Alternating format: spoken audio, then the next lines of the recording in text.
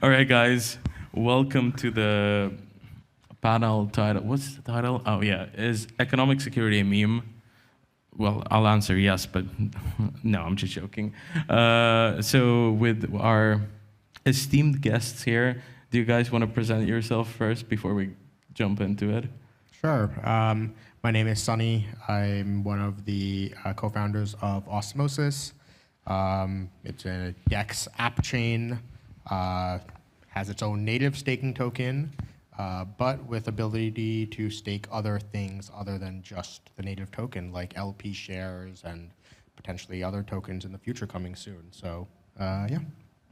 Hey, yeah, I lost my voice like 2 days ago. So yeah, my name is Misha. I'm co-founder of Symbiotic, permissionless restaking protocol, and permissionless and shared security protocol. I don't think it's a meme. I think it's been used incorrectly in most cases, and I think that information is not spreading efficiently about that. But if we are careful, we can do a lot of good with that. Hey guys, I'm Vias, one of the founding members of EigenLayer, and yeah, if economic security is a meme, then we need to touch on whether decentralization is a meme, whether crypto user experience is a meme, and I don't mean to just punt the problem at other dimensions, but it's not the only one we got to tackle here, maybe, Togrul. I would love to tackle other problems as well. I have nothing against it. So I think let's begin. So it seems that restaking protocols focus a lot on DA and finality.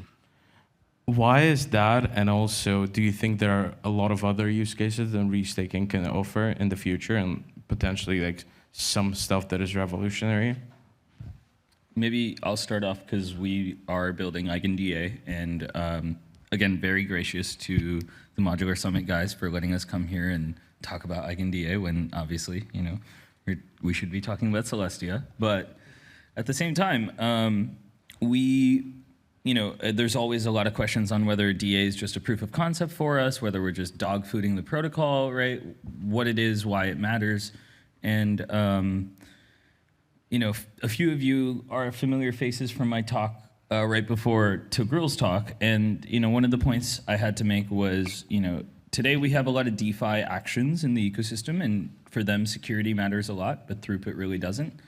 But as we onboard more and more consumer use cases and social use cases where the actual users are in applications today, the security footprint might go down and the throughput footprint might go up. And so are we building EigenDA for being a core integration into the EigenLayer protocol? Yes. Are we building it because we believe that infrastructure is required to be able to scale and actually make a difference in onboarding users? Yes. But at the same time, is that the core value prop to EigenLayer as a totality? Absolutely not, right? Economic security is its own dimension, and I think that's what we're going to get into today. But DA is a way to make a dent in terms of what are the throughput applications that we can eventually onboard. So EigenDA is at 10 megabytes per second today on mainnet across 200 operators. We have a vast operator set that we're actively expanding. We just hit 17 megabytes per second on public mainnet, and we have an internal roadmap to go far beyond that by the end of the year. But and to touch on fast finality, there's a bunch of other services building fast finality across the ecosystem to provide value-add services to rollups, but I don't think it just stops there. I think the point is, let's make sure that these projects are building in the Ethereum ecosystem, and the value is not being distributed to their own tokens and their own ecosystems, but rather is conducive to growing the overall pie, rather than distributing the pie into multiple subsets. Yeah, the shared security industry, it hasn't been started yet. So it's way, way too early. Like, we don't have any production protocols on like shared security beyond Polkadot, I think, and Cosmos mesh security as well. But they're doing it for their own like ecosystems. But the main goal for us here is not to limit the space in any way. because yeah, data availability is like a really nice angle, but yeah, it's like you're expecting something that haven't been created yet to support something that's not useful yet. So like you create like layered abstractions that like it's really hard to evaluate. Yeah, the goal for like I think successful shared security protocols and initiatives is to be as flexible as possible to accommodate, and that's it. Like our opinions doesn't actually matter like in any way. What was the original question again? I can't remember actually. DA and finality on Yeah, restaking. why do most of the restaking protocols focus on DA finality for now? Those are like the easiest things to build. That was the right answer. It was quick. So, okay, but why does economic security actually matter? And for example, why is EigenLayer or Symbiotic in the position to be the prime provider of that economic security? Yes, that's a loaded question. Like, I'm here to yeah, ask yeah, the it's loaded fine. questions. Sorry. I'll take the first one. Yeah. Well, economic security matters a lot, and it matters not from the. I think the hype perspective is like a bit overblown, but beyond that, there is an actual use case. People like this is like product 101.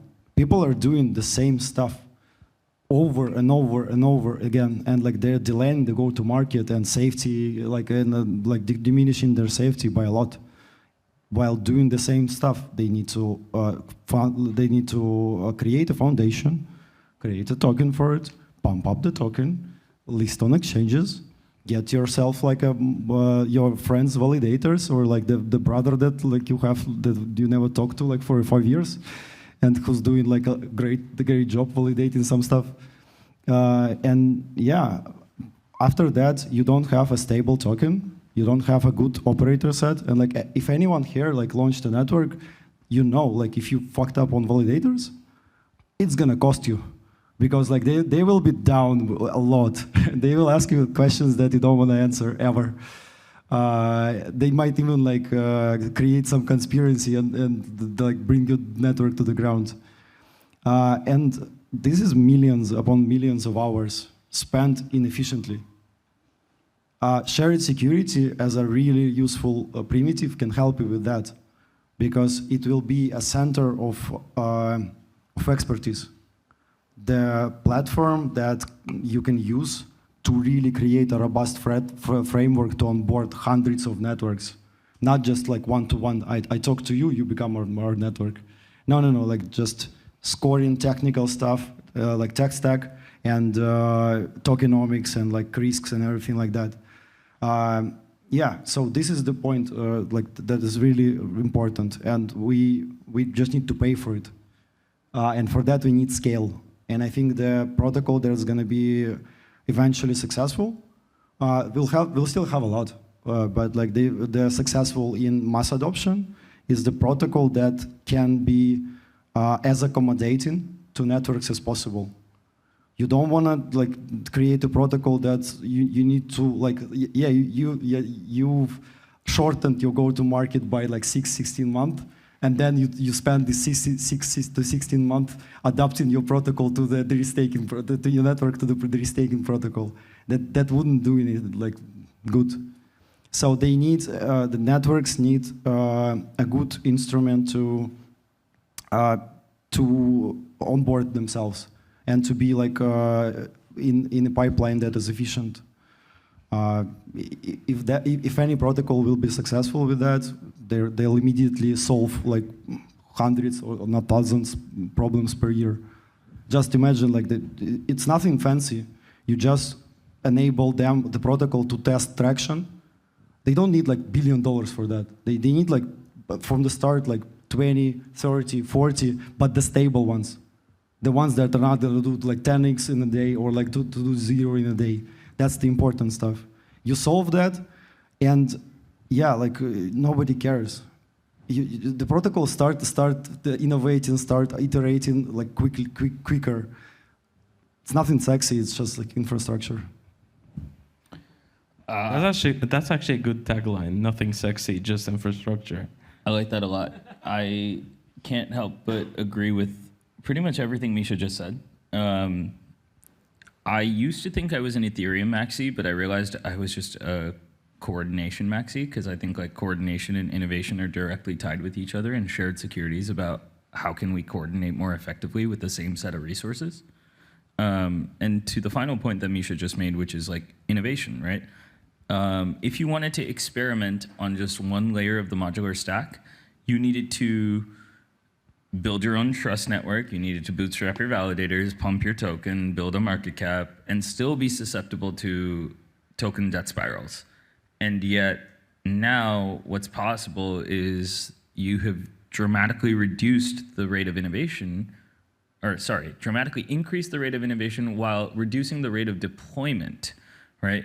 Which is the most important factor, where like people can just focus on what they do best, which is, hey, let's say I know how to build a great consensus protocol that I think is better than Comet BFT maybe. Okay, cool, let me just go work on that rather than trying to figure out how to launch a token and like launch an L1, because like that's incredibly difficult and like incredibly outside of my zone of genius. So if we can just enable people to operate inside their zone of genius more, then economic security and shared security makes sense.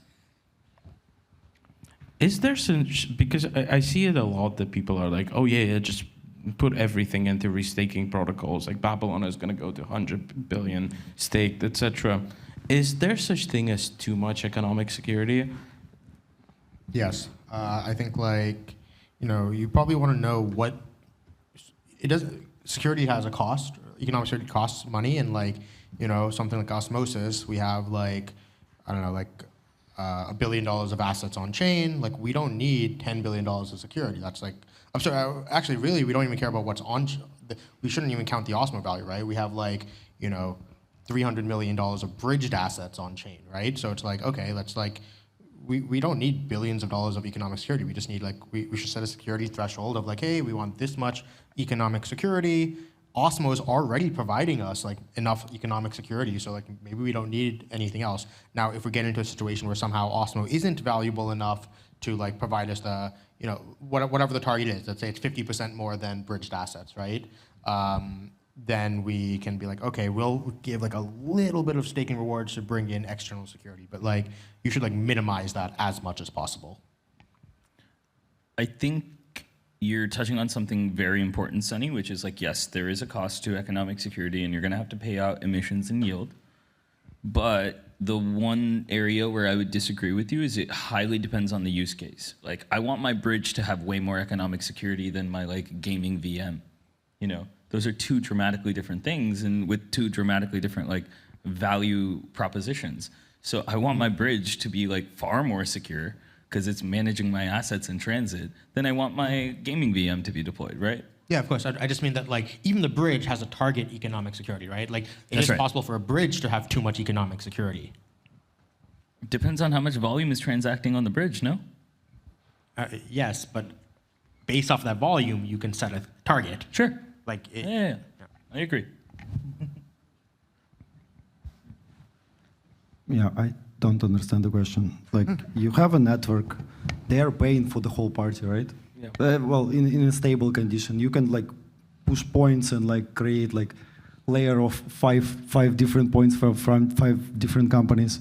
But like beyond that, like networks are paying for their security. And like they select how much security do they need. They can be pushed to get more, and we need to figure out a way for them to again, like the framing, the framework of scoring and like understanding. So the ideal way, like, not ideal, but the current thinking on my part is that our protocol will have curators, like really expert people that are going to like going to come to networks and like, yeah, this is the best operator set for you, and we can give you like $1 billion for your economic security. They are going to be the ones who are going to be limited that with networks, because like if the network is great, they're going to be pushing for more.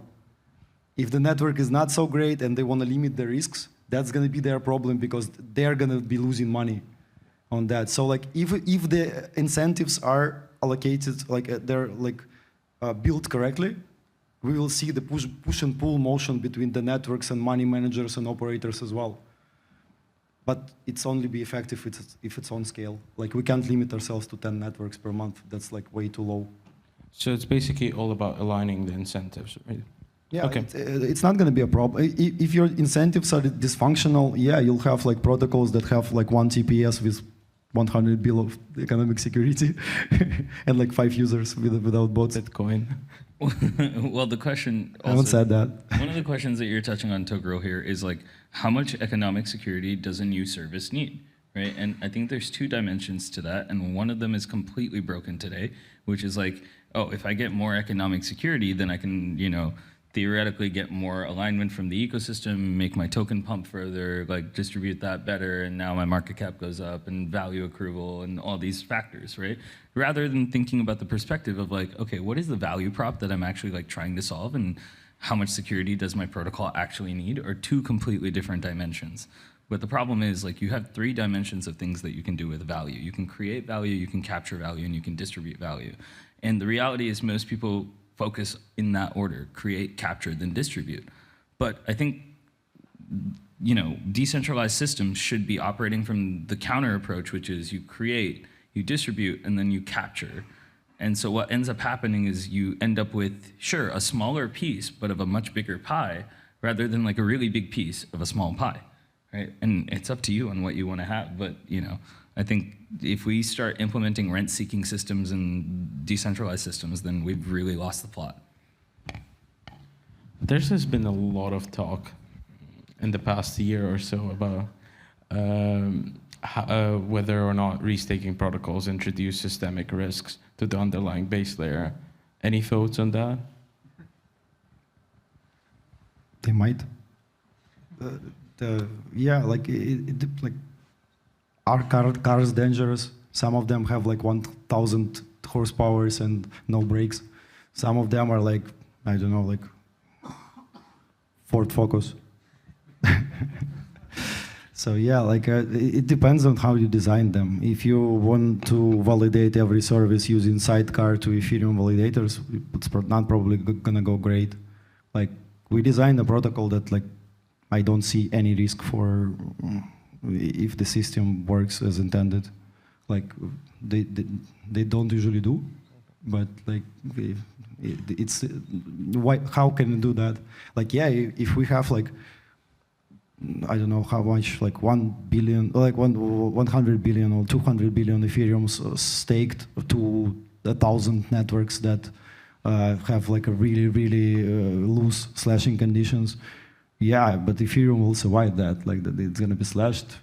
It can be like recovered by I don't know some social mutiny or something.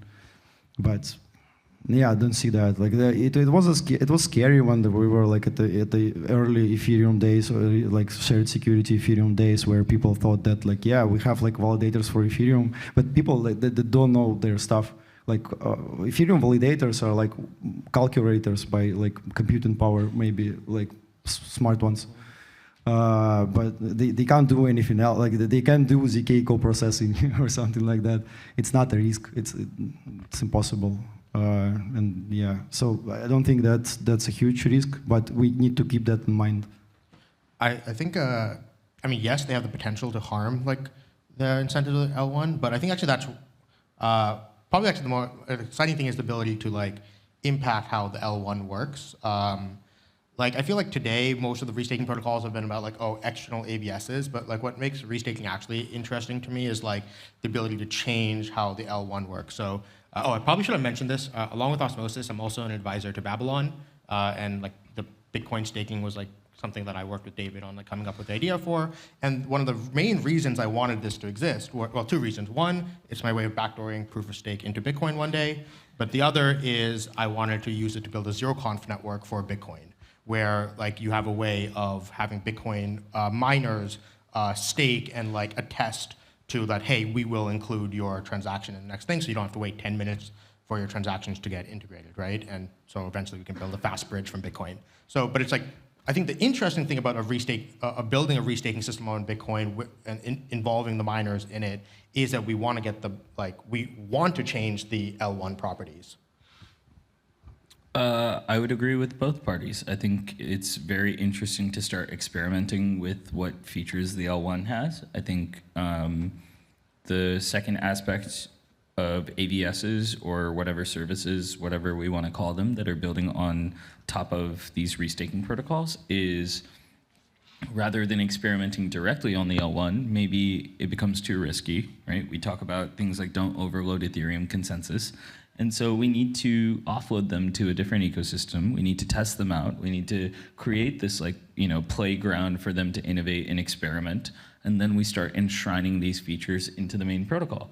And there's like this graduation phase of like, okay, you've reached product market fit, you've reached value accrual to the L1, and so you get enshrined into the protocol. So kind of a hybrid response to both of those where I think they both matter, but it's, we're really tackling this like stability versus agility trade-off, right? Like you don't want to break the system, so like you don't move too fast, so you like rock the boat too much.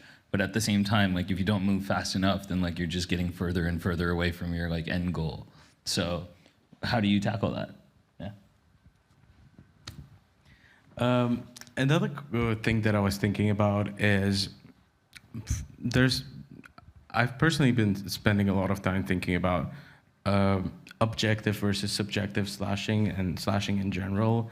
And what are your opinions? Should restaking protocols limit themselves to objective slashable conditions, or is it fine to introduce some kind of social consensus that does subjective slashing? I think it's fine to introduce some sort of social consensus and just be upfront with all the validators that this is what we're doing. And like in Osmosis, like I think there was like, hey, if like people are like sandwiching at the transaction layer, I'm like, it's hard to prove that right now. But if like governance, if 2/3 of validators like, no, this person is clearly like running sandwich attacks, and here's all this evidence, like yeah, we'll slash them.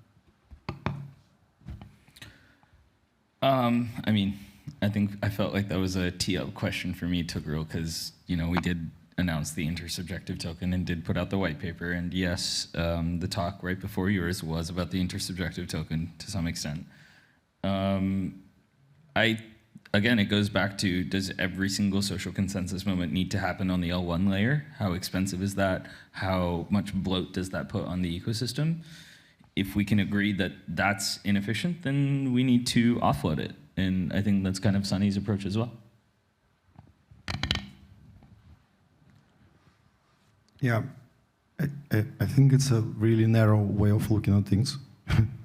Not offloading, like it shouldn't be like considered like L1.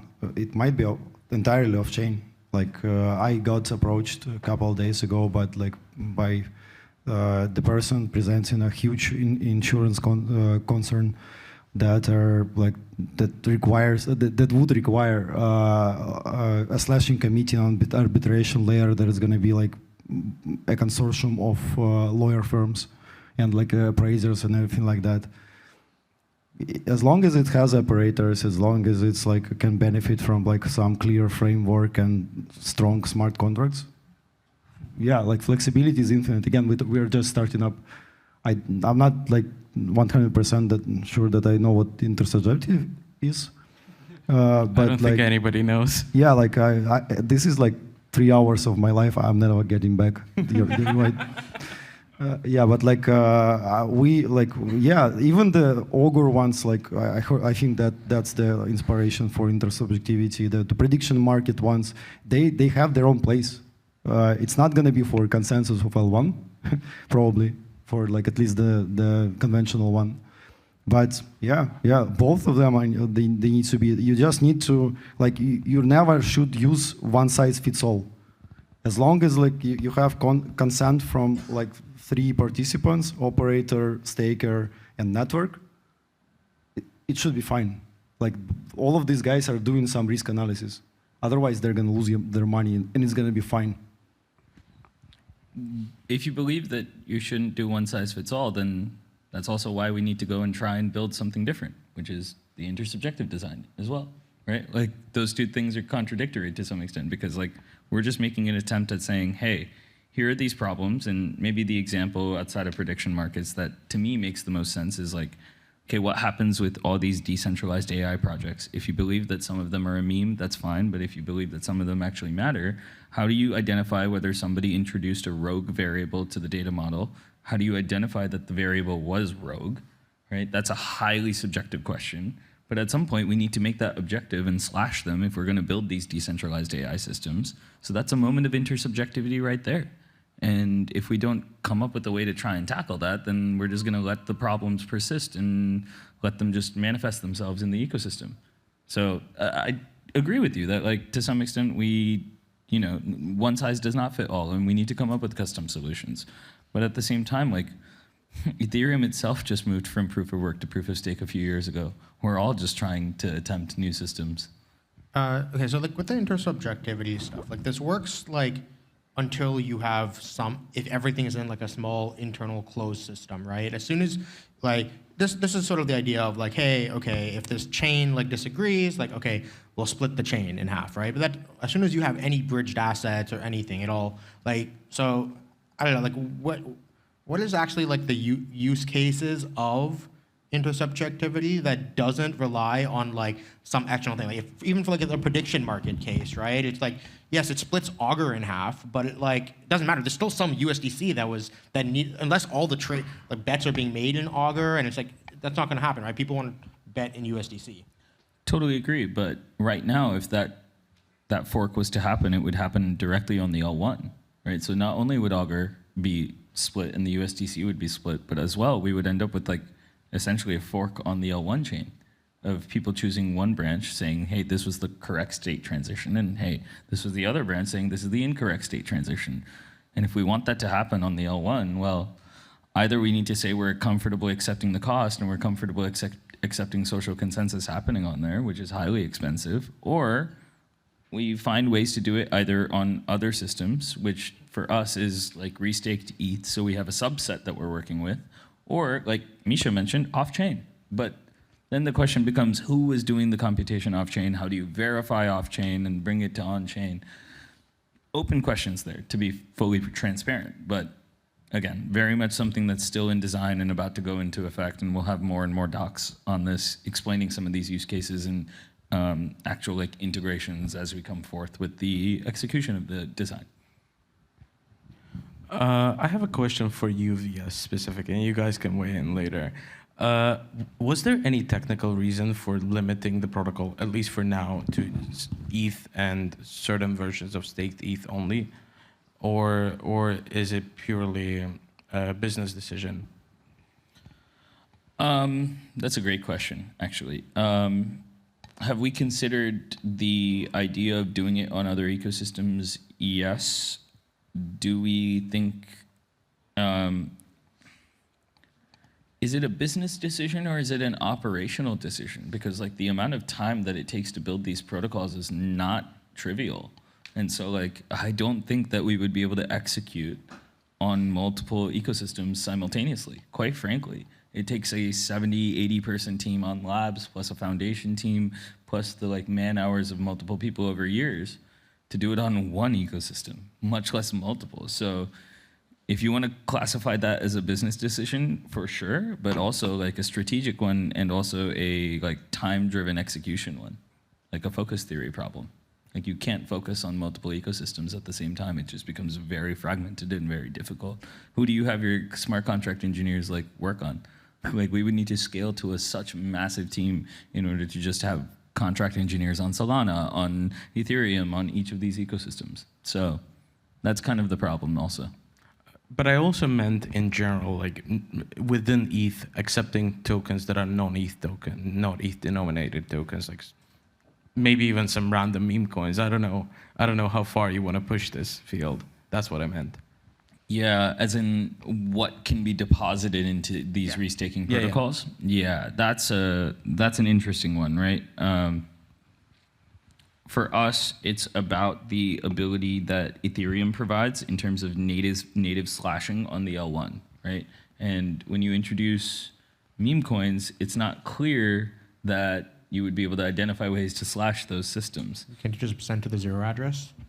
Sorry? You can just send to the zero address, no? No, that's fair. But at the same time, like, is there enough economic security in those systems to be able to be viable, where like the stability versus agility problem, like is there enough stability on those meme coins for things to be built on top of and for you to like undermine your entire protocol on these, you know, highly unstable systems, whereas like ETH is a far more stable asset? Yeah, we talked about like flexibility and the vision that needs to be as wide as possible. Yeah, like meme coins won't be interesting for people for a long time, but like restaking is again like restaking is not something a lot of people understand correctly, I think. It's not just like we have a stable asset and we use a lot of networks to secure it with this asset. For bigger protocols, restaking works completely differently. Like Uniswap, when they're going to be building their like off-chain parts, won't expect other networks to use the Uni token for their security. But like the big protocols can use their own token to restake multiple off-chain parts. DeFi is getting really complicated, and they need that token to align every off-chain part to be secured within the ecosystem. So it's not that like, yeah, we don't have enough security in Ethereum, we need to add some like other tokens. It's not about that. It's just the bigger protocols that the tier ones that want to use restaking because it's useful, not because it's hyped or market oriented. They don't want to use Ethereum. Why would they? They have billions of circulating supply of their own token. They want to create additional utility for that while securing the network. So like, it's not about like just like ETH or not ETH. It's about giving the industry as wider chance of success as possible. So in your vision in the future, we'll see like a basket of different assets securing We already different... have them. Yeah. Yeah, like the INA case, the FINA case is like the demonstrator case. They want to create an interop with their governance token and the stable coin as a base. And then after they create interop, they will like restaking is actually vertical for these protocols. You have a governance layer that is like zero risk of slashing, everyone can join. The other layer is like you have an app chain with like sequencing or something like that. You can get slashed. The risk is like really minimal, but you can get slashed. It's used for attestations, it's used for scheduling. But if you have scheduling, you have MEV. And you might want to stake that as well. And if you have like scheduling, your confirmations are not the same as like one entity SQL database. So you need probably pre-confirmations or some like finality gadgets or something. You can stake there as well. And then you need oracles, market makers. And if in a case, they use exchanges, so they need a lot of off-chain workers that do stuff for them. And you can smoosh it together and call it staking. But you lose a lot of people because the risk profiles for each activity are completely different. Like institutions would never like go to MEV, the big ones, but again they can use voting and scheduling or something like that. So when you do each layer as opt-in, what's that called? Restaking, cross-staking, shared security. Yeah. Can I ask a question?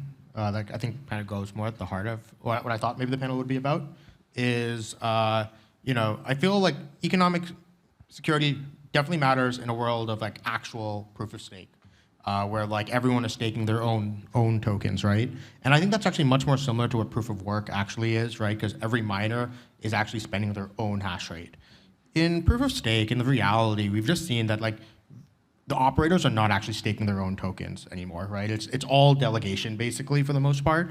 And so at that point, everything is just reputation based anyways. So why are we even bothering with this proof of stake thing at all, right? Like, I think the real question is like, does proof of stake matter? Should we have just, you know, actually switched to some more like POA kind of system instead? And does the economic security behind each operator actually matter? Who's going to be gating this POA? Some initial set, right? Like, Wait, why? Every token starts with some initial. Every proof of stake system started with some initial distribution, right? So you just start any POA system with some initial distribution, and then that initial distribution votes on the change, right? Like you can say, hey, okay, I started with these 20 initial entities, and now we vote to change those, add or remove entities. Yeah, in US, it's the same. If you like in US, you take electoral college, you get to the first election, and then stop asking people. Like you already have your delegates, right? Why would you need people after that? No, we need in a lot of cases. I agree with you completely. In some cases, like the reputation already superseded the staking as an actual like source of stability and security. But like I still like in mainstream cases, I think the stake is really important by gating the operator list still. In the systems where like there are hundreds of thousands of participants. Otherwise, it's super easy to get to oligarchy. My question is to you, Sonny. Isn't it better to just have DPoS, which is permissionless, but is also kind of POA because you delegate to the people who have the best reputation, etc.? Yeah, but like, I don't understand why I actually have to like stake on them. I can maybe have it so like, oh, my token holders can vote to add in people, but like, I don't know. Why not do the DPoS, right? It just opens yourself up to attack vectors that can be, if you don't have enough economic security, you can be exploited by it, right? So let's just like close those attack vectors by not even being like fully permissionless, right? Obviously, this depends on the application, right? I'm just saying that in practice, most proof of stake systems have, like, unless you're operating with like anonymous, like enforcing anonymous validators, which, like, that I think that would be interesting, right? Like some chains have actually, like Thorchain did something in that realm, right, where they like tried to enforce all their validators be like anonymous, and now you could do something where like, oh, okay, every validator is staked, and use some intersubjective slashing to say that, hey, if someone can dox the identity of a validator, we'll slash them or at least kick them out of the validator. That's interesting, right? But that's not what most chains are doing. Most proof of stake systems are doing today. Definitely not what like most AVSs and stuff are doing today. So like, why are we bothering with that? But I would argue that this system is not very scalable because any proof of stake system at some point degrades to delegate a proof of stake. It's just not sustainable for everyone to run their own. Exactly. So the approach that you mentioned with anonymity and stuff, I don't think it works on like the scale of Ethereum, for example. You kind of need delegation, and I think it was a mistake for Ethereum not to enshrine delegation into the protocol because it introduced a lot of like third-party risks, etc. Yeah, okay, look, I think there is like a case for like, maybe the L1 to have it. I'm just talking like most applications, right? Like most things I see like trying to be AVSs right now, those are the ones I don't think actually need there. Like, or would probably be better off as like POA system. But like, sometimes I wonder if like Osmosis should just switch to like a POA system rather than proof of stake. But isn't the argument there that slashing kind of adds additional security that POA wouldn't have? The economic security on top of that? Most of the security right now is like coming, like all the top validators of Osmosis, but also of Ethereum, but also they're all like the same entities with a lot of reputation at stake. And I think their reputation is more like valuable than actually like the stake amount that's slashable. I would agree that the reputation is valuable initially, but my question is more that because if you have slashing, you can always fall back to it. Whereas if there's no slashing and you have POA, essentially, if the reputation is not enough, you're essentially screwed. There's no economic cost to misbehavior, right? There is economic cost, you can argue, if you can get sued, etc. But it's just like, it's a very long and like arduous process. It's in slashing, it's like basically, especially with objective slashing, it's one condition and that's it. You get slashed and that's it. Yeah, I mean, I think it's like it depends on the type of fault, right, and how much coordination there is to do an attack, right? Like if it only takes one entity to do an attack, I actually think that their economic security matters more, right? But if it takes like a coordination of like a larger set of entities, I think like the coordination cost is like exponential, and the chance of like someone ratting you out or like, it is just so high that I think that's what actually like, I think what stops like, we always say like, oh, what if Coinbase and Lido just colluded to attack Ethereum? And I was like, there's massive reputational like costs to them doing that kind of thing. Yeah, I guess. And none of the assets are there. Once again, this goes back to the point that none of the assets are actually theirs anyway. So it's not their economic cost to stop them from misbehaving. It's their reputation that's stopping them from misbehaving. Yeah, I guess there is a point there, yeah. Cost as well. But not the operator's cost, right? That's the point. Operator's cost. But it's not the economic stake that's slashable. It's not their stake. Yeah, it's a time value of which future cash inflows for operator business. Exactly. So that you don't actually need the economic stake there, right? That's all like. Then you're paying validators too much. Okay, so that doesn't answer the question. Yeah, The like stake doesn't matter then. the amount of risk, it influences the amount of capital inflows. Like if you decrease the amount of economic risk, you decrease the amount of economic inflows to a validator business. So can you explain that? The more you're risking, the more money you can get for this, for the operation of a lot of stake. If you decrease the risk model for stake, you can like basically, yeah, the amount of money the businesses of validators can extract will decrease as well. This is like basic theory, game theory. Is that a good thing? No. You want to pay your operators enough. That's how it works. Do you know, like, DevOps are really expensive. Sorry. Okay, so you're saying that by making people give money to others, right, you're increasing the money that they can earn off of it? Why? What are they doing with it? Like, they're risking it. they're risking it. Well, I think Okay, but operators that are validating for services that are naturally more risky should be compensated for the additional risk that they're taking on, right? Is that your point, Misha, to some extent? One of it, yeah. Like, there